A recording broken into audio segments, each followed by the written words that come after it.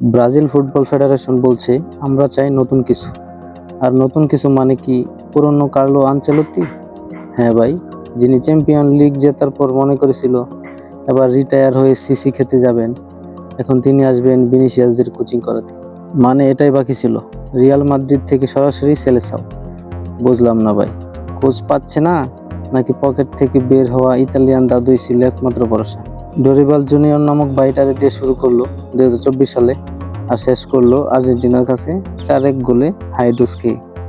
মানে ব্রাজিলের ফুটবল এখন ঠিক ওই স্টুডেন্টদের মতো, ক্লাসে ঢুকছে আশা নিয়ে আর রেজাল্ট খাচ্ছে 0।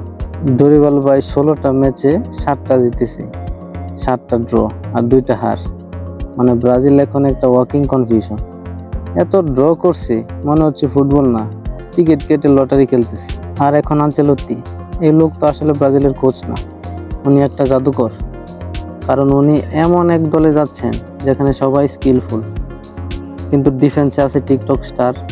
ভাই ব্রাজিলের ডিফেন্স এখন এমন, যদি বল থাকে তারা বল ছাড়ে, যদি বল না থাকে তারা পেনাল্টি দেয়।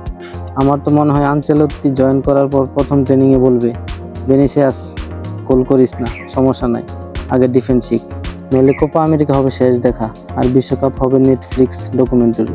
আপনারা কি মনে করেন আনচেলত্তি ব্রাজিলের টাইটানিক বাঁচাতে পারবে, নাকি সেও ডুবে যাবে নেইমারের ইনজুরি আর রিচার্লিসনের টিকটকের ভেতর?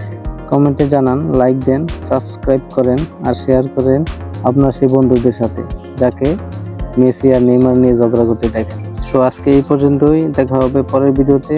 সেই পর্যন্ত ভালো থাকুন, সুস্থ থাকুন, আল্লাহ হাফেজ।